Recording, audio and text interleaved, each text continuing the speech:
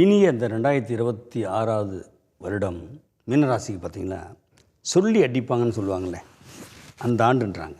அவங்களுக்கு இந்த புத்தாண்டு 5ஆம் இடத்துக்கு ஜூன் மாதம் 2ஆம் தேதி குரு பயிற்சி ஆகிறது பூர்வ ஜென்ம புண்ணியம். இழந்த அனைத்தையும் அவங்க திரும்ப பெறுவாங்க. ஆனால் அந்த 7.5 சனி அவங்களுக்கு எந்த பாதிப்பையும் ஏற்படுத்தாதுன்றது உண்மை. காரணம் சனி அவங்கள ஒன்றுமே பண்ணாதுங்க. ஏன்னா மீனராசி பொறுத்தளவு சனி தான் லாபாதிபதி, அவர் தான் விரையாதிபதி, அவர் தான். செலவு பண்ணுறதுக்கு காசு இருந்தால் தான் செலவு பண்ண முடியும். அதான் காசு கொடுப்பாரு, செலவும் பண்ண வைப்பார்.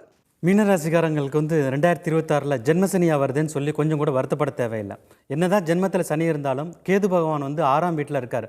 6ஆம் வீட்டில் கேது இருக்கும்போது அது ஒரு பாதுகாப்பு கவசம் மாதிரி. ஸோ என்னதான் சனி பிரச்சனையில் கொடுத்தா கூட அது கம்ப்ளீட்டாக கேது பகவான் நிவர்த்தி செஞ்சிருவார். அது ஒரு விதமான யோகம் அவங்களுக்கு. ஸோ சனியால் வர பாதிப்புகள் குறைஞ்சிரும். அதுக்கு அடுத்து பார்த்தீங்கன்னா குருவோட பார்வை ராசியின் மீது விழுவதால் நல்ல பலன்கள் ஜூன் மாதத்துக்கு அப்புறம் உங்களுக்கு கிடைக்க ஆரம்பிச்சிடும். ஸோ கடைசி 7 மாதம் இவங்களுக்கு எதை தொட்டாலுமே சக்ஸஸ் தான். ஸோ முதல் 5 மாதம் மட்டும் கொஞ்சம் கஷ்டப்பட்டு உழைச்சிட்டாங்க அப்படின்னா அடுத்து வரக்கூடிய 7 மாதம் இவங்களுக்கு ரொம்ப சூப்பராக இருக்குது. மீனராசிக்காரங்களுக்குள்ளார ஒரு மௌன யுத்தமே நடந்துருக்கு அப்படின்னு சொல்லலாம்.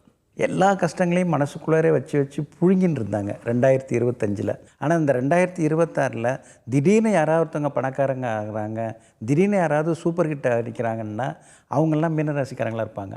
அந்தளவுக்கு ஒரு அற்புதமான வருடம் இது.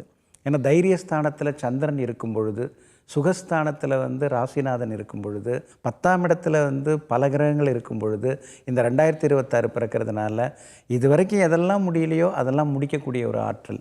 2 வீலரை கொடுத்துட்டு 4 வீலர் வாங்கிறது, வாடகை வீட்டிலேருந்து சொந்த வீட்டுக்கு மாறுறது, இப்படி விதவிதமான அதாவது கலராக யோகங்களை தரக்கூடிய வருடமாக இந்த 2026ஆம் ஆண்டு இருக்கும்.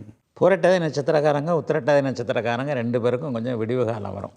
ஒரே ஒன்று, ராசிநாதன் உச்சமாக போகிறார்.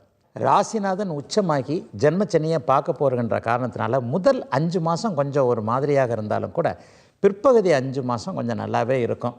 பண விவகாரங்களில் மட்டும் கொஞ்சம் கவனமாக இருக்கணும். மாமனை நம்பினேன், மச்சானை நம்பினேன், அண்ணனை நம்பினேன், தம்பியை நம்பினேன், ஃப்ரெண்டு கூப்பிட்டாரு அல்லது ஒரு 1 லட்ச ரூபா கொடுத்தீங்கன்னா 10 லட்ச ரூபா ஆயிடலாம். இந்த மாதிரியான விஷயங்கள்லாம் ஜென்மச்சனியில் நடக்கும்.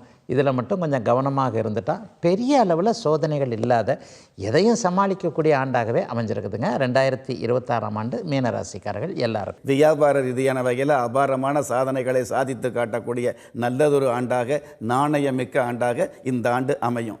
இந்த மாதிரியான நன்மையான விஷயங்களை உண்மையாக தக்க வச்சுக்கணும் அப்படின்னா மலை கோயிலில் இருக்கக்கூடிய முருகப்பெருமானுக்கு ஓம் என்ற மந்திரம் சொல்லி வழிபாடு வச்சுக்கிறது நல்லது.